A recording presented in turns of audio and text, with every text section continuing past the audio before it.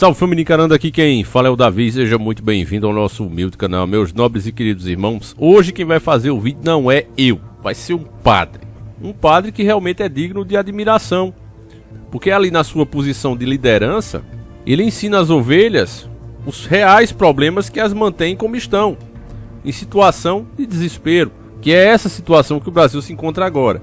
Então ele faz alguns questionamentos sobre os gastos dos juízes aqui no Brasil, o que é totalmente contraditório com a narrativa que eles mesmos vêm dizendo o tempo todo. Olha, nós somos um país pobre, nós não temos recurso, tudo aqui é caro, você precisa pagar muito imposto porque nós não temos condições e é assim mesmo.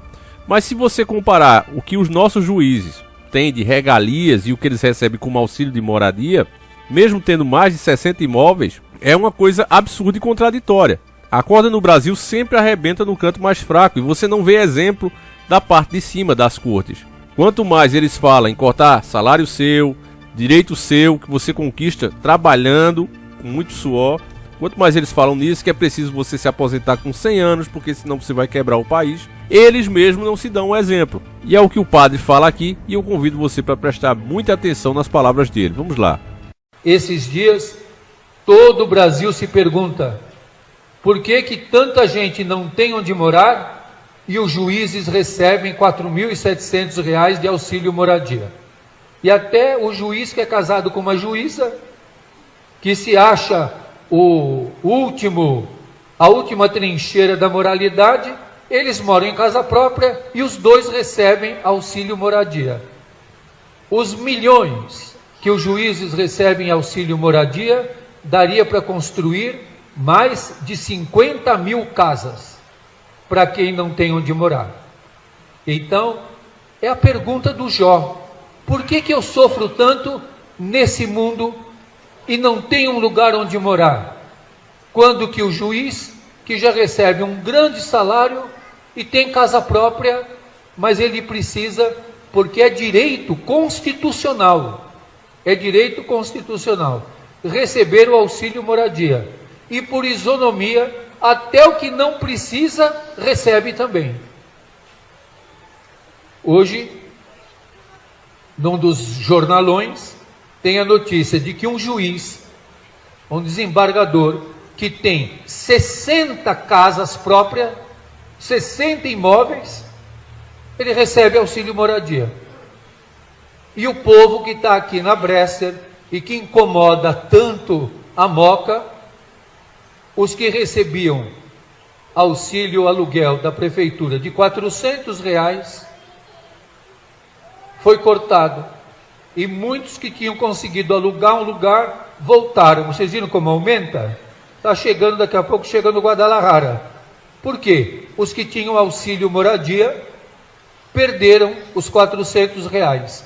No Brasil, diferente de outros países, o contraste entre o povo e a magistratura é de 5 pontos. No Brasil é de 15.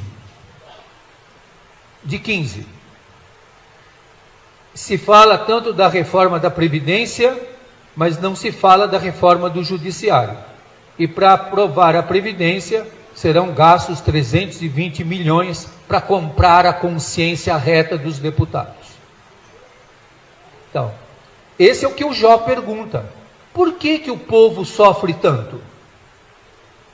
Por que o povo sofre tanto? Por que o desempregado está amargando o desemprego e a frustração de não conseguir trabalho? Hoje Jesus iria defender o quê? O privilégio do judiciário? Ele ia dizer que está bom que os juízes ganhem auxílio moradia e os pobres morem na rua? Jesus ia falar isso? A gente tem que trazer Jesus encarnado na vida. Hoje em São Paulo, onde é que Jesus estaria andando? Nas cortes? Nos tapetes vermelhos dos poderosos? É lá que Jesus iria andar? Jesus ia andar nos shoppings de luxo? São Francisco, quando ia a Roma, ele ficava na praça com os leprosos. Ele nunca ficou lá na corte do Papa. Ele ficava na praça junto com os leprosos. É assim que São Francisco vivia. Por isso que o Papa Francisco chama atenção para o despojamento, para a simplicidade de vida e para conhecer Jesus. Jesus fez tudo o que não era para fazer. Por quê? Entre a lei de Deus e o bem da pessoa, Jesus faz o quê? O bem da pessoa. Entre a regra, a norma e o bem da pessoa, o que é que se faz? O bem da pessoa. Que coisa, se os nossos juízes soubessem disso, todos iam renunciar ao auxílio moradia, né? Pelo bem dos pobres, pelo bem das pessoas. Contra fatos, existe argumento, meu irmão? Só para reforçar o que o padre disse, para você ter noção, essa matéria aqui, ó. Custo do STF supera 500 milhões apenas no primeiro semestre do ano. Não é o ano inteiro, é apenas no primeiro semestre. Primeira reportagem da série No Centro do Poder, produzida pelo Grupo ND, mostra quanto custa a estrutura do Supremo Tribunal Federal para os cofres públicos. Nos 6 primeiros meses, folha salarial consumiu 197,6 milhões. Você ouviu isso? Quase 200 milhões. E isso em 2021. Agora em 2022 você pode saber, ter certeza que o gasto vai ser maior, porque tudo está subindo no país. E é justamente por isso que sobe tantas coisas, meus irmãos. É um sistema que está todo interligado, tem muita gente mamando. Literalmente, como a música de Zezé de Camargo dizia, tem pessoas levando lucro, tem pessoas colhendo frutos sem saber o que é plantar. Esses caras aqui. Você ouviu o que o padre falou? Tem deles que tem 60 imóveis, que se sabe, né, que é declarado. E mesmo assim, eles recebem auxílio moradia, mesmo que seja juiz casado com juíza, os dois recebendo do povo. Só isso aí, meu irmão, essa fortuna que é gasta com esses caras, dava para melhorar a vida de muitas pessoas nesse país, mas o problema é a ganância. Então aquelas palavras que Jesus Cristo usou, que é erroneamente interpretada por muitos, que ele diz, é mais fácil um camelo passar pelo buraco de uma agulha do que um rico se salvar, não é porque seja proibido que a pessoa lute para ter as suas coisas. A questão é essa ganância. Que a maioria das pessoas que atinge esse status, elas só pensam nelas mesmo. Elas vivem em função do dinheiro, mesmo que para isso prejudique outros, tá aqui a prova. É diferente de quem ganha honestamente, fazendo um bom trabalho, um bom serviço, é diferente. Esse tipo de pessoa merece tudo que tem. E o próprio Deus tem vários, né, exemplos na Bíblia de pessoas que foram abençoadas com muita fartura, porque Deus é Deus de vitória. Mas a questão é aqueles que vivem em função disso e tira da boca literalmente, porque é isso que eles estão fazendo. Você vê o país quebrado, veja o tempo agora que demora para uma pessoa se aposentar, mesmo tendo trabalhado, tão cansada, né? E esse pessoal fez tudo isso, tiraram o direito trabalhista, estão privatizando tudo. E ao mesmo tempo que se aperta o povo, querem tirar até o SUS, alegando que ele custa muito caro e que a iniciativa privada, cada um pagava o seu, né? Porque senão o país vai quebrar. Com essas alegações, ao mesmo tempo você não vê eles darem o exemplo. Parece que o problema é todo o povo. Só que na verdade, na realidade é o contrário. O povo é quem gera riqueza com seu trabalho, riqueza real, é o povo. É duas coisas que você vê a presença de Deus, né?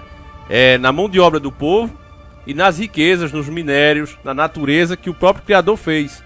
Então você vê que um completa o outro. Agora vem esses caras aí dizendo, eu sou essencial, sem eu vocês não podem existir, não podem sobreviver, porque eu coloco a ordem, e você simplesmente se ferra. E isso, né? Sem falar nos parlamentares, que aí esses milhões viram trilhões. O gasto é muito grande, meu irmão. Eles falam em transparência, né, meus irmãos? Mas fora o que a gente já gasta, que é muito, e aí é o que Ernesto também falava e a gente não pode esquecer nunca, que fora isso, meu irmão, que você tem ali no portal da transparência, qualquer um pode entrar e ver quanto é que está sendo gasto ali com o parlamentar, com o juiz e etc. Se não fosse isso, nem isso nós saberíamos. Mas eles ainda acham pouco isso aí que eles recebem. É esse o ponto que a gente não pode esquecer. Porque se a gente ficar falando disso aqui, né? Por exemplo, Enéas usou no templo, né? O mensalão, o petrolão. E as pessoas, olha, foi muito roubo. Não, de fato foi muito roubo.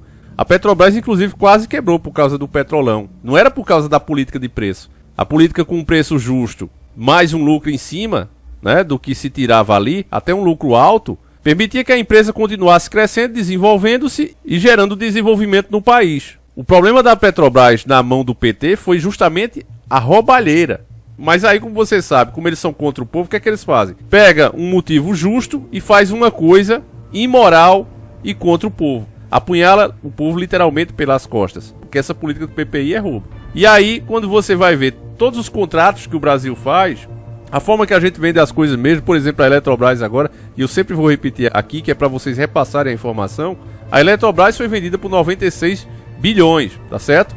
Só que dos 96 bilhões, eu já falei em outro vídeo e repito, só vai entrar 26 bilhões até o final do ano. O restante será pago em 30 anos, ou seja, a própria empresa vai se pagar. Então ela foi vendida na prática por 26 bilhões, que é o dinheiro que vai entrar até dezembro, para que Bolsonaro possa aí tentar se reeleger. Então isso aí, se não for um crime que lesa a pátria, meu irmão, eu não sei o que é, porque até nós ia dar um jeito, para ver se pegava. 26 bilhões e você tem um lucro ali trilionário, de um serviço essencial de um país, de uma nação como o Brasil, com proporção de continente, meu irmão. E por que é que eles fazem isso? Não é de agora, sempre foi assim. Enéas passou a vida falando disso. Quando mostrava essas coisas, ele dizia, olha, mas a entrega que a gente faz dos nossos minérios, deixando eles dizer a quem vender e por quanto vender, é prejuízo de milhões todos os dias. E o pessoal tá preocupado ali com o mensalão, que comparado a isso, das palavras dele, era mesada de trombadinha. Então é a mesma coisa que a gente vê.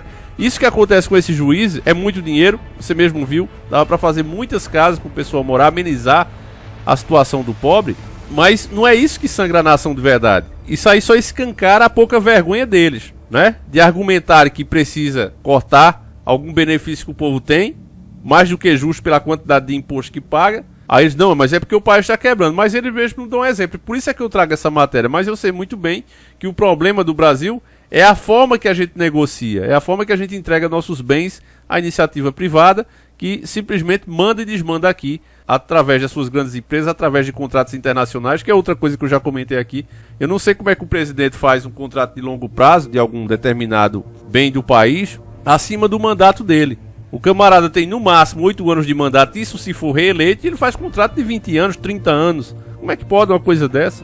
Então tudo tem que ser revisto, meus irmãos. A coisa tá muito absurda. E pra gente começar a mudar isso aí é informação, meu irmão. Um dia que o povo despertar e entender o que realmente acontece, vamos parar de cair no circo. Por exemplo, o Bolsonaro agora vai pedir uma CPI aí da diretoria da Petrobras, sendo que ele pode demitir todos. É só ler o contrato da Petrobras. A iniciativa privada não tem direito a voto. Eles participam do lucro ali da empresa, mas eles não podem opinar em nada do que o governo faz, porque ele é o sócio majoritário e ele é quem manda. Ela é uma empresa mista, controle estatal. Então você sendo o dono, o gerente de uma empresa, e você desconfia que os peões ali estão trabalhando errado, você não faz uma CPI, porque a CPI vai ser em cima de você. Você simplesmente demite eles, coloca uma turma toda nova. E o presidente pode fazer isso a hora que ele quiser. Inclusive essa é a proposta de outros candidatos, meus irmãos. Eu não cito aqui porque também eu não confio nem um pouco. Mas a verdade é essa. Enfim, deixa aí a tua opinião sobre o padre. Eu aqui particularmente dou os parabéns. É difícil hoje em dia alguém que tem influência ter essa coragem de falar assim abertamente. Isso aí gera às vezes inclusive transferências da pessoa, porque essa turma é toda unida. Um sai ligando pro outro, ó, esse padre aí, ó, falando isso. Tá tendo repercussão nacional. Ó, tira esse cara dali. Isso acontece muito, meus irmãos. Então pessoas que têm influência pensam 1000 vezes, né, antes de fazer isso. Eu mesmo aqui poderia gerar mais audiência com outros temas, mas me acovardar dos temas, porque vai ter pouca audiência, porque eu vou perder inscrito, eu não faço isso. Eu acho que é essa a diferença, mais uma vez lembrando das palavras de Jesus Cristo, né? Que o problema é você viver em torno disso, você só faz as coisas se for lhe gerar sucesso, se for lhe gerar dinheiro. Aí sim eu considero essas pessoas escravas do dinheiro, escravas do sucesso. Enfim, meus irmãos, deixa a tua opinião sobre esse padre. Deixa aqui mais uma vez meus parabéns. Quero saber a tua opinião. Vou ler aí nos comentários. Nós voltaremos amanhã, se assim o Criador permitir. Fiquem todos com Deus. Nós estamos postando 2 vídeos por dia. Um às 5 da tarde e outro às 7h30 da manhã, como sempre. Aguardo vocês nos nossos encontros. Que Deus proteja cada um e fui!